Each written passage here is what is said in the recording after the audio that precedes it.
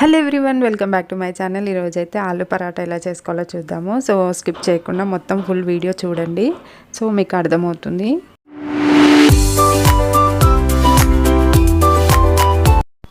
So first అయితే మన గోధుమ పిండి తీసుకోవాలి. అందులో కొంచెం సాల్ట్ వేసుకొని అలానే కొంచెం వాటర్ వేసుకుంటూ మనం మొత్తం పిండి మొత్తం కన్సిస్టెన్సీ వచ్చే వరకు మనం కలుపుకొని పక్కకు పెట్టుకోవాలన్నమాట. సో ఒక 1 అవర్ అలా, లేకపోతే హాఫ్ అన్ అవర్, లేకపోతే 15 మినిట్స్ అలా నానబెట్టుకుంటే మనకి స్మూత్గా వస్తుంది అనమాట. చపాతీ పిండి అయినా ఏదైనా చేసేటప్పుడు మనం అలా ఒక హాఫ్ అన్ అవర్ అలా వదిలేస్తే మంచిగా స్మూత్గా వస్తుంది. సో దాంట్లో కొంచెం ఆయిల్ వేసి పైన ఆయిల్ వేసి కొంచెం కలిపేసి పక్కకు పెట్టుకోవాలన్నమాట. సో ఈ విధంగా కలిపిన తర్వాతకి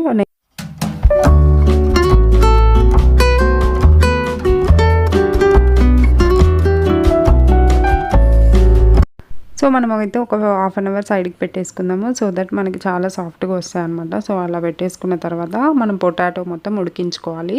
సో హాఫ్ అన్ అవర్ తర్వాత మళ్ళీ ఒకసారి ఇలా మొత్తం కలిపేసుకోవాలన్నమాట. పిండి మొత్తం దగ్గరికి మళ్ళీ ఒకసారి మంచిగా స్మాష్ చేసుకోవాలి. మొత్తం ఇలా కలిపేసుకొని తర్వాత హాఫ్ అన్ అవర్ నానబెట్టినందుకు మనకి మంచిగా సాఫ్ట్గా అయిపోయింది అనమాట పిండి. సో ఈ విధంగా అయిన తర్వాతకి ఇట్లా బాల్స్ లాగా చేసి కొంచెం పిండి అంతా స్ప్రెడ్ చేసుకోవాలన్నమాట. సో ఈ పిండి మొత్తం స్ప్రెడ్ చేసుకుంటే మనకి ఈజీగా ఉంటుంది అనమాట చేసేటప్పుడు. సో ఈ విధంగా చేసుకున్న తర్వాతకి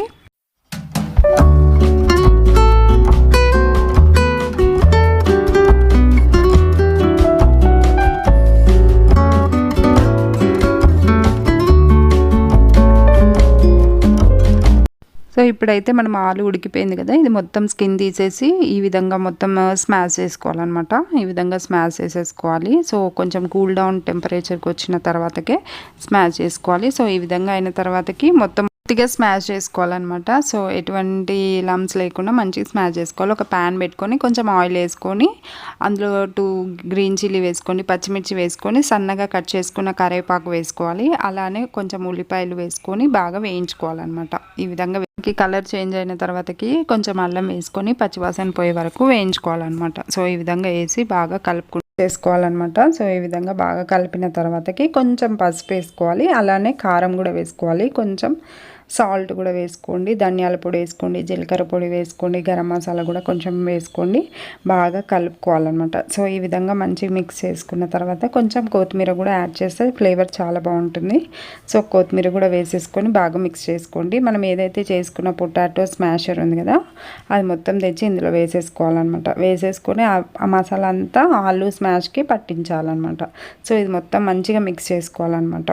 సో కూల్ టెంపరేచర్ పెట్టుకోవాలి. సో ఈ విధంగా కలుపుకున్న తర్వాతకి దీంట్లో కొంచెం ఒక హాఫ్ లెమన్ స్వీజ్ చేసుకోవాలి. కొంచెం నిమ్మకాయ వేసుకుంటే చాలా బాగుంటుంది. వేసుకున్న తర్వాతకి ఇవి ఇట్లా బాల్స్ లాగా చేసుకోవాలన్నమాట. స్టఫింగ్ అనమాట. సో ఈ స్టఫింగ్ మొత్తం ఇట్లా బాల్స్ లాగా చేసుకున్న తర్వాతకి మనం ఏదైతే చపాతీ ముద్దలు ఉన్నాయో దాంట్లో వేసేసుకొని స్టఫింగ్ పెట్టేసుకొని ఎక్స్ట్రా పిండి ఏదైతే బయటకు వచ్చినప్పుడు ఆ ఎక్స్ట్రా పిండి తీసేసి ఇట్లా మంచిగా చపాతీ లాగా చేసుకోవాలి. ఈ విధంగా చేసుకున్న తర్వాతకి ఒక ప్యాన్ బాగా హీట్ అయిన తర్వాత సో మన చపాతీ లాగా చేసుకొని ప్యాన్ బాగా హీట్ అయిన తర్వాత ఈ పరోటా అనేది పెంక మీద వేసుకోవాలి. తర్వాత ఇట్లా స్ప్రెడ్ చేసుకోండి. ఆయిల్ అయినా నెయ్యి అయినా వేసుకుంటే చాలా టేస్టీగా ఉంటుందన్నమాట.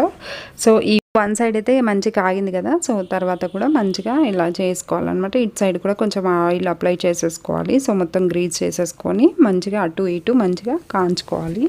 సో స్టఫింగ్ అనేది నాకు ఎక్కువైంది కాబట్టి కొంచెం అక్కడక్కడ పొటాటో కనబడుతుంది ఆలు. సో స్టఫింగ్ అనేది కొంచెం ఎక్కువైంది అనమాట. సో టేస్ట్ మాత్రం చాలా బాగుంది, అదే టేస్ట్ వస్తుందన్నమాట.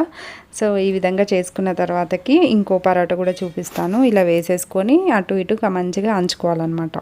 చూసారా, ఇట్లా బయటికి వచ్చిందంటే కొంచెం స్టఫింగ్ అనేది నేను ఎక్కువ పెట్టాను. కొంచెం నెయ్యి వేసుకుంటే చాలా టేస్టీగా ఉంటుందన్నమాట. మీరు కూడా ఒకసారి ట్రై చేసి చూడండి. Please do subscribe to my channel. Thank you so much.